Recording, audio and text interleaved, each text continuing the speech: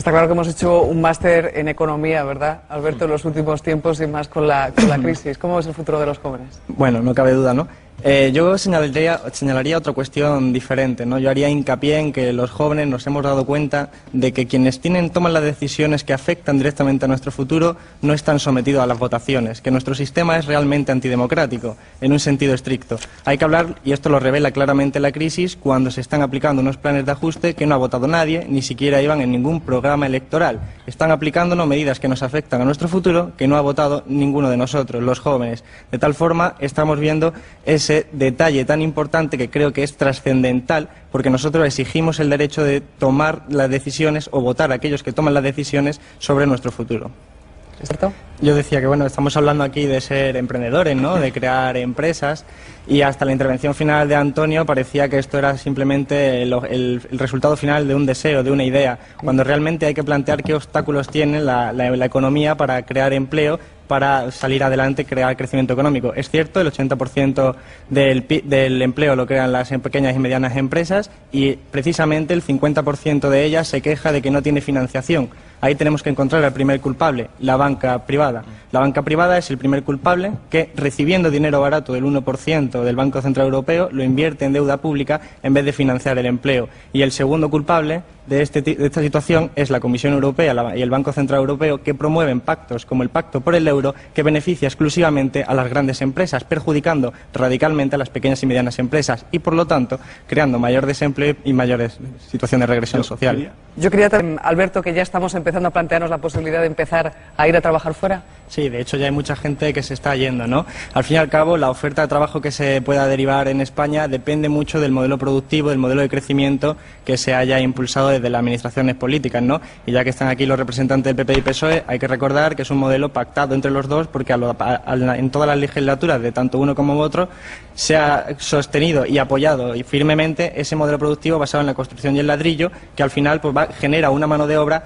adaptada a ese tipo de modelo económico. Parece que aquí os estáis discutiendo mucho entre Javier y Sergio, pero hay que recordar que las medidas importantes, las del Parlamento Europeo, el PP y el PSOE han votado el 70% de las ocasiones conjuntamente, y son allí donde se hacen planes como los planes de ajuste, el Pacto del Euro, que son precisamente los que nos van a afectar más en términos de empleo. Pero en realidad, claro, tenemos el ejemplo. Bueno, yo te entiendo, te comprendo, ¿no? Pero al fin y al cabo es el PSOE el que está aprobando los planes de ajuste que están aplicándose en España, con la complacencia y el gusto, diría yo, del PP, que se le está haciendo el trabajo sucio. Yo creo que, como todos los economistas críticos, incluido el Premio Nobel de Economía Stiglitz, estos planes de ajuste nos llevan al desastre, van a incrementar el desempleo, están empobreciendo a la población, ya que suponen al final una bajada de salarios, una reducción de las condiciones laborales. Al fin y al cabo también profundizan en el deterioro del estado del bienestar. Ya se sugiere desde el Pacto del Euro la privatización parcial del sistema de sanidad, del de pensiones, reducir el gasto público por esa vía. Me choca, ¿no?, escuchar tus ideas y realmente plasmar la realidad y ver cómo confrontan de esa forma tan... Un primer paso, el que apunta Antonio. ¿Esas ayudas, quizás? Yo creo que la solución de las pymes, del problema de las pymes, pasa necesariamente por una banca pública. La creación de una banca pública que permita dirigir la línea de crédito a las pymes de una forma que esté orientada al modelo productivo que se desee construir. Si dejamos a la banca privada a su antojo, eso no va a funcionar nunca y las pymes no van a tener su financiación. Antes yo estaba de acuerdo completamente con lo que decía Olga, ¿no? Y Sergio parece que le ha dado un poco la razón. Antes hablaba del caso de que la banca privada, esta banca normal de España, pide dinero al Banco Central Europeo y se lo da al 1% sin ningún tipo de condiciones. Y cuando esta misma entidad, el Banco Central Europeo, rescata a los países, que realmente está rescatando a la banca, que es la acreedora de título de deuda pública, rescata a Grecia al 4% y a Portugal al 6%. Y además, el dinero que se le daba a la banca privada al 1% se le está prestando al Estado a 4, 6, 5%. Algo no funciona bien cuando yo te presto al 1 y tú me prestas ese mismo dinero al 5. Alguien está haciendo el tonto.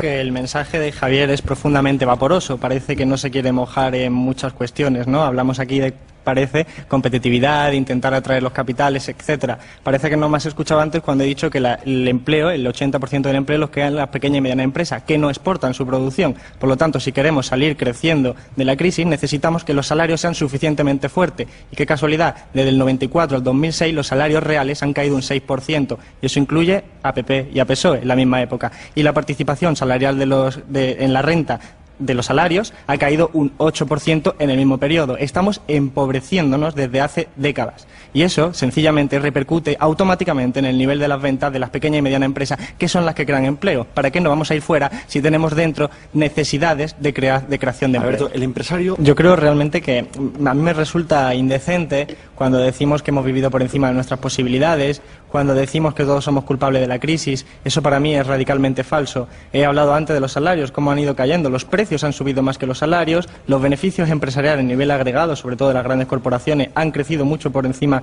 que los salarios. Estamos en una burbuja inmobiliaria que sí, claro, a una familia le ha permitido tener una vivienda, pero es que una vivienda es un bien de necesidad, no un bien de lujo, como se está comportando en esta economía. Pero esa burbuja ha beneficiado sobre todo a un determinado sector, el sector de la inmobiliaria, de las constructoras, todo ese sector de la banca que ha financiado todo eso, etcétera. Por lo tanto, no podemos hablar de igualdad de responsabilidades. Es más, deberíamos considerar automáticamente la vivienda como un bien de primera necesidad, como viene en la Constitución, crear un stock de alquiler de vivienda pública, utilizar ese sector para alquilárselo a las personas y, por supuesto, solucionar los problemas de corto plazo que tienen los 300.000 desahucios. Yo, en términos generales, estoy de acuerdo con lo que ha dicho Sergio, ¿no? Añadiría algunos matices, algunas novedades. Insisto en la filosofía de fondo. La vivienda tiene que ser un bien de primera necesidad y no podemos permitir, como nos ha ocurrido a nuestra generación, que con nuestro salario y nuestras condiciones laborales no podamos acceder ni a una vivienda de alquiler ni a una vivienda de vivienda sin tener que hipotecarte, ¿no? Comprándola.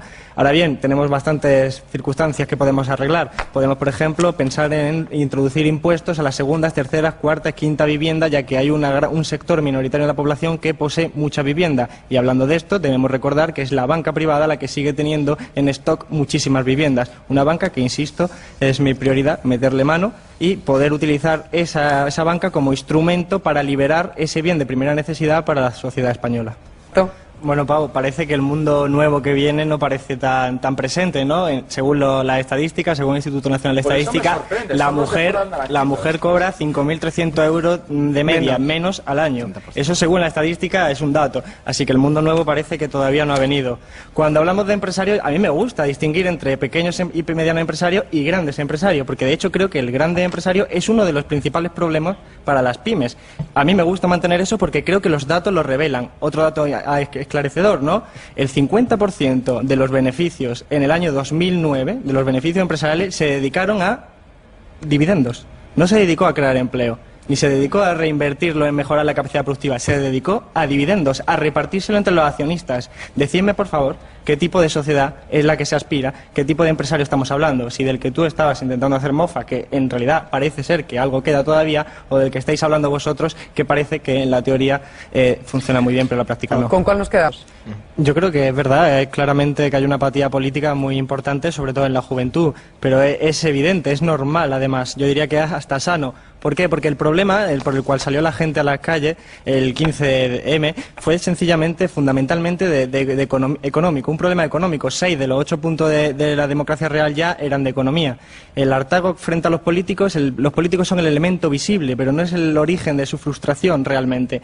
Los políticos ocupan un espacio muy particular, los dos partidos políticos mayoritarios, y es que forman parte de esa élite social que controla nuestra economía. De hecho, un estudio, las empresas del IBEX, digamos, 1.400 personas son simplemente las que se sientan en los consejos de administración del IBEX, que manejan una cifra de negocio equivalente al 80% del PIB. 1.400 personas, 0,035% de la población. Esa maneja un equivalente al 80% del PIB. Esa es la realidad de nuestra economía. ¿Y quiénes se sientan en el consejo de administración? La antigua oligarquía, necesitamos una segunda transición, la antigua oligarquía franquista y los políticos. Sergio, reconozco que todavía no te han llamado, pero si no me equivoco, un antiguo secretario general de la Juventud Socialista es consejero de Telefónica y fue quien apareció con Zapatero del día después de las elecciones municipales, ejemplificando perfectamente esa relación, esa vinculación política empresarial. Tengo otro caso. Tengo otro caso. Bueno, hemos visto a Zaplana en Telefónica, vemos a González, a Aznar, a Solbes, a casi todos los exministros de España están colocados en el IBEX 35 con Consejo de Administración, cobrando como Zaplana 200.000 euros al año. Normal que la gente los considere que no son de los suyos, es normal. Has hablado de modernizar el sistema público, del sector público. Yo comenzaría modernizando los partidos políticos y sus dictaduras internas, porque su forma sus incentivos de subir en el partido son bastante perversos, y eso es lo que hace que al final no exista democracia interna en esos partidos y al final la gente se sienta alejada. Yo diría, bueno, vamos a suponer por un momento que Javier tiene razón y que los políticos son honrados. Yo traslado una segunda pregunta. ¿Y sirven de algo? Lo pregunto con todo el sentido del mundo, porque si al final resulta que a quienes votamos y gobiernan realmente no gobiernan, sino que están subordinados a los poderes económicos, léase grandes empresas del IBEX y léase bancos y fondos de inversión controlados por los bancos, pregunto yo, ¿sirven de algo? ¿Realmente la gente está percibiendo eso? Y además el alcalde de Villamarín, en León, que es un pueblo de 3.000 habitantes, está supeditado a eso, pero es político y se dedica a su pueblo con honradez, y él quiere lo mejor para su pueblo. Y trabaja cada mañana desde que se levanta hasta que se acuesta. Sí, no dudo de ello. Y no solo los grandes políticos. Estoy de acuerdo en que son honrados. Lo que estoy preguntando va más allá de eso, va más allá de cuando Zapatero coge y renuncia a todo su programa electoral o hace promesas que luego tiene que cumplir y además reconoce que se lo están mandando los mercados. Y eso también lo hace Rajoy cuando cuando dice necesitamos confianza en los mercados, que los mercados nos miren bien. Bueno, si realmente están gobernando los mercados, para eso los votamos a ellos. Hay una campaña por ahí muy graciosa que pide que Botín sea directamente el presidente del gobierno. Bueno, claro, es normal, así no tenemos intermediarios. Realmente esa es la pregunta, porque esa es la apatía de la gente. La gente nota que vota, confía en uno, confía en otro, y pasan los años y lo único que ve es empobrecimiento generalizado y Yo creo que ha habido años de empobrecimiento generalizado y otros que no han sido de tan empobrecimiento generalizado. Y los salarios, tal y como te he contado yo antes, más prósperos en este país. Para los empresarios seguro, pero para los trabajadores... para todos. Teníamos empleo, teníamos una seguridad, teníamos una expectativa de futuro mucho más certera. Yo creo que ha habido años y años, hay que diferenciar, y los españoles lo saben. ¿Y los salarios? Por ejemplo, los datos que te daba antes de los salarios, yo creo que ejemplifican perfectamente como la gente, que por cierto, lo percibe en sus casas. Es que la gente percibe en sus casas que con el mismo salario compra menos cosas. Vale, pues yo empiezo, si no. A mí me gusta mucho una máxima anarquista que dice que si votar sirviera de algo no nos dejarían votar. Y creo que representa muy bien lo que está diciendo Olga. Realmente la gente tiene apatía porque, como decía antes, no parece que sirva de nada participar en ese sistema viciado. Tú invitas al 15M a participar en un sistema viciado, claro, eso tiene trampa, porque está viciado, esa es la cuestión. Todos los organismos en ese sistema completamente anula las posibilidades de que un nuevo partido o partidos minoritarios como Izquierda Unida puedan salir adelante.